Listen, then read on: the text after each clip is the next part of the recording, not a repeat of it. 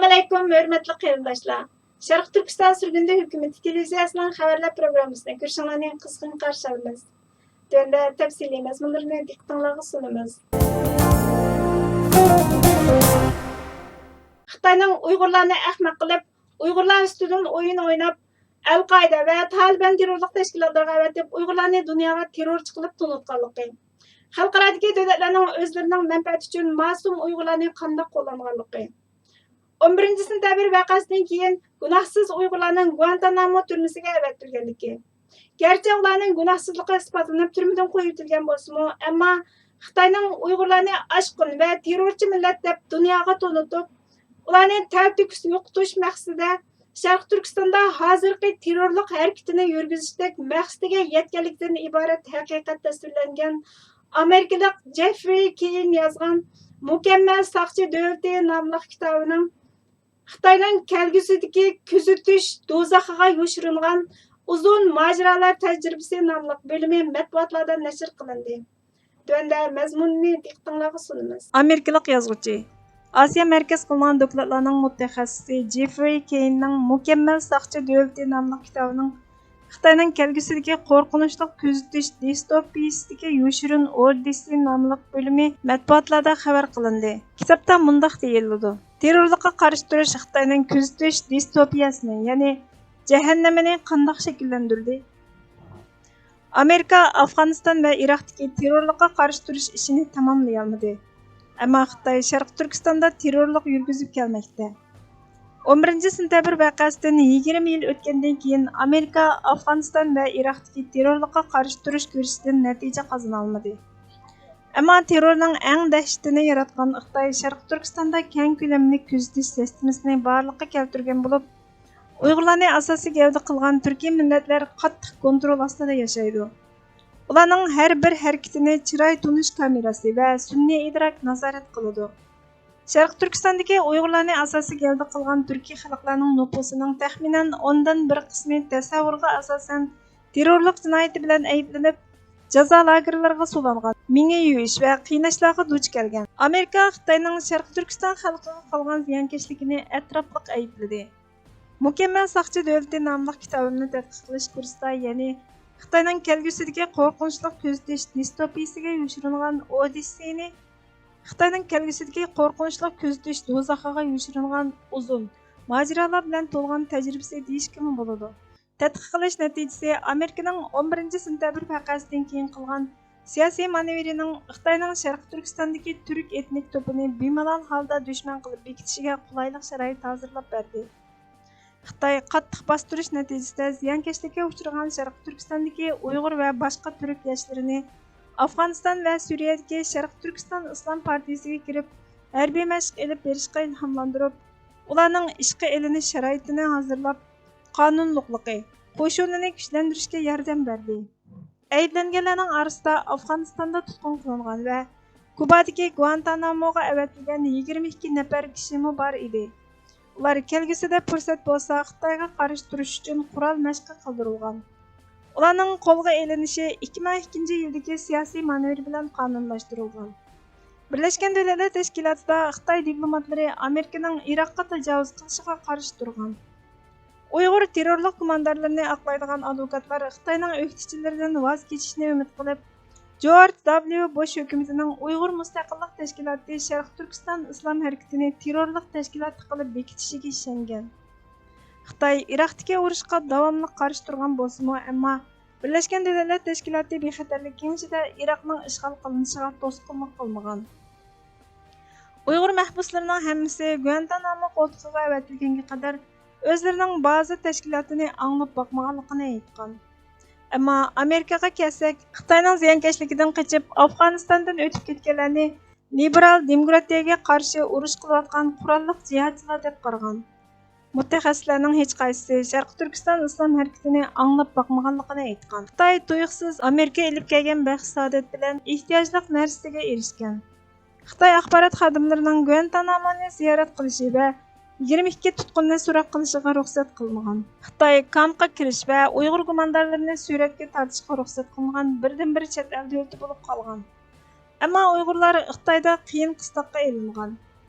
oilalari xatar ichida qolganlikdan hamkorlashishni va Xitoy axborot xodimlarining savoliga javob berishni rad qilgan.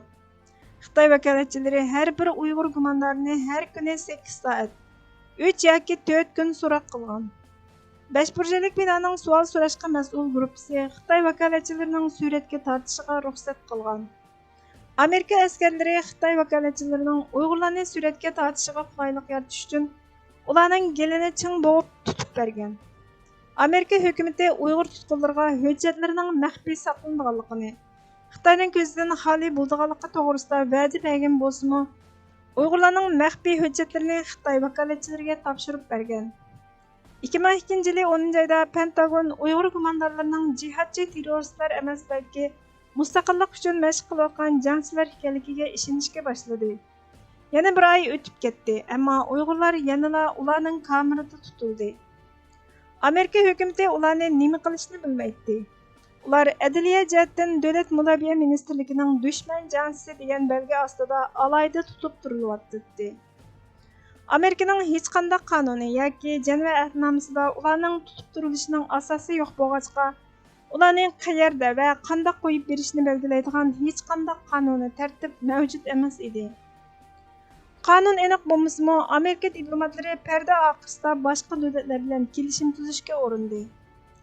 Uyg'urlarga Amerikada panohlik berilmadi. Parlament a'zolari Guantanamo terrorchilari deb atalib qolgan Uyg'urlarning o'z rayonlariga o'rinlashtirilishini xohlamadi. 2016 yili mayda 22 nafar erning 5 nafari Guantanamoda 3 yil turmada yotgandan keyin Albaniya ularni qabul qilib panohlik berdi. Xitoy hukumati bayonotchisi qo'yib berilib 4 kundan keyin sharmandalarcha Albaniya qabul qilgan 5 kishi hargizmi musofir emas, balki Sharq Turkiston islom harakatining terrorlik gumondori, ba'zi tashkiloti va talibanlar bilan qo'yiq munosabat degan 17 Uyg'ur yotgan Guantanamoning eng yuqori bexatarlik qo'rg'isi 6-lagerga qabri deb laqam berilgan. Bu yer bak qorong'u va cho'kib ketgan yer bo'lib, kun chiqqanda turma o'g'isining derisidan mahbuslar olqish sadosi yangraydi. 2009 yili qolgan 17 Uyg'urning 6si Tinch okeanining kichik oroli Palavga o'rinlashtirildi. Qolgan tutqunlar Slovakiya, Salvador, Bermuda va boshqa joylarga o'rinlashtirildi. Amerika har bir Uyg'urning turalg'u va turmush chiqimini qamdash uchun $93,333 yordam berdi. Ularning ba'zisi keyin Turkiyaga ko'chib keldi. Ammo Xitoy ehtiyojli narsalarga erishdi. Terrorlik suiqasdining isboti yo'q Guantanamo qo'rqidagi Uyg'urlar haqida chiqargan terrorchi hukumi Xitoyning Uyg'urlarni ig'ir tadbirlar orqali yo'qotish planini amaliylashtirish afzalligi bilan ta'minladi. Hozir Xitoy terror tahdidini bahona qilib, Sharq Turkistondagi Uyg'ur va boshqa barliq turkiy xalqlarni dushman ko'rib harakat qilyotdi. Sun'iy aql, yuz tonish texnikasi va koni maktab soqchi taktikasini qo'llanib, Sharq Turkistonda hozirga qadar ko'rilib boqmagan istilochi ko'zitish distopiyasini qurib chiqdi. Bir Xitoy partiya amaldori bu torni yig'ish strategiyasini tushuntirib, ziroatlar orasiga yushirilgan barliq yava o't cho'plarni bir-birlab yiltizidan qo'mirib tashlayolmaysiz. Ularning hammasini o'ldirish uchun ximiylik dori purkish kerak degan. Amerika Xitoyning Sharq Turkistondagi Uyg'ur va boshqa turkiy millatlarga qilayotgan vahshiylikni yana bir qatam irqiy qirg'inchilik dedi. Amerika Xitoyning Uyg'urlarga qaratgan harakatining irqiy qirg'inchilikni tashkil qilganligiga davomli ishonadi. Eritriya, Efiopiya, Berma va Janubiy Sudanlarmi vahshiy irqiy qirg'inchilik dokladida tilga ilingan. Amerika dushanba kuni Xitoyning Sharq Turkistondagi vahshiylikni qayta irqiy qirg'inchilik deb aybladi.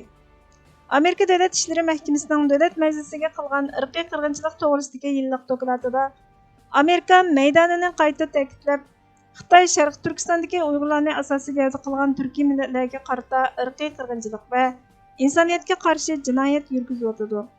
Insoniyatga qarshi turish jinoyati turmaga ilish, qiynash, majburiy tug'mas qilish va ziyonkashlik qilishni o'z ichiga oladi.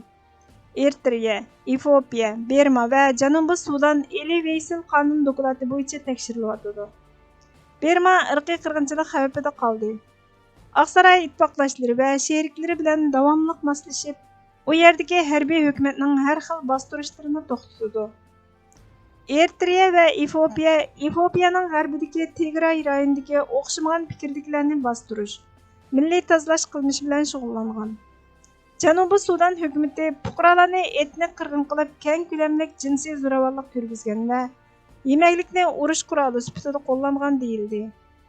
Bayden hökuməti Eritriya, Efiopiya, Birma va Janubiy Sudanning qo'shni rayonlar yoki davlatlar ichidagi to'qinishning bir qismi sifatida milliy tozalash ilib borganlik uchun texnik ko'p jazoga uchrashi mumkinligini o'ttirg'a qo'ydi. Ali Veysel qonunining yillik dokladida hukumatning dunyoning har qaysi joylaridagi kishilik huquqni qo'g'daydiganligi, vahshiylikning oldini oladiganligi, davlat bexatarlik manfaatini qo'g'daydiganligi va yadroliq axloq mas'uliyatiga ega ekanligi ta'kidlandi. Federativ hukumatning dunyoning har qaysi joylaridagi bu xil vahshiylikning oldini olish va uni to'xtatish uchun qo'llangan qadam bosqichlarining o'ttirg'a qo'yilishi talab qilindi. Amerika Tashqi ishlar ministri Antony Blinken "Men 2018-yildagi Ali Veysel irqiy qirg'inchiligi va vahshiylikning oldini olish qonuniga asosan 3-yillik dokladning parlamentga sunilganligini e'lon qilganimdan faxrlanaman. Amerika dunyo miqyosidagi vahshiylikning oldini olish, azaytish va uningga taqobil turish irodasini yana bir qatam ta'kidladi" dedi.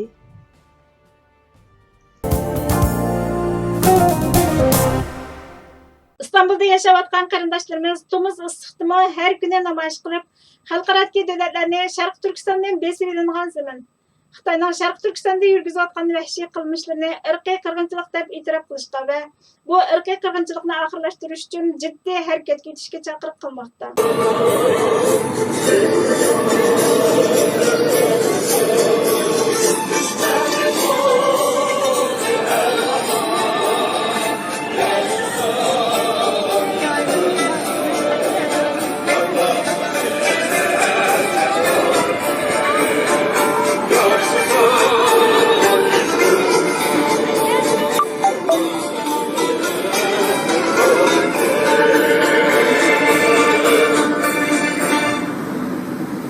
Evet, kırındaşlar, köye vaktimlerde bayrak çıkartıp bulduk. Ama kırındaşlar, köyün erler intihayın az, asasen ayallar. Biraz erler bir gayret koyuyor kırındaşlar, nakılmayla. Bu vatanın aslında koducusu erler buluş gerek kırındaşlar. Ayallar bizden hareket eden güç, teşvik güçü buldu. Millete kalsak meydanda ayallar köp, erler karasanlar olgu yapmayımız. Hemen işin yok bilimiz için.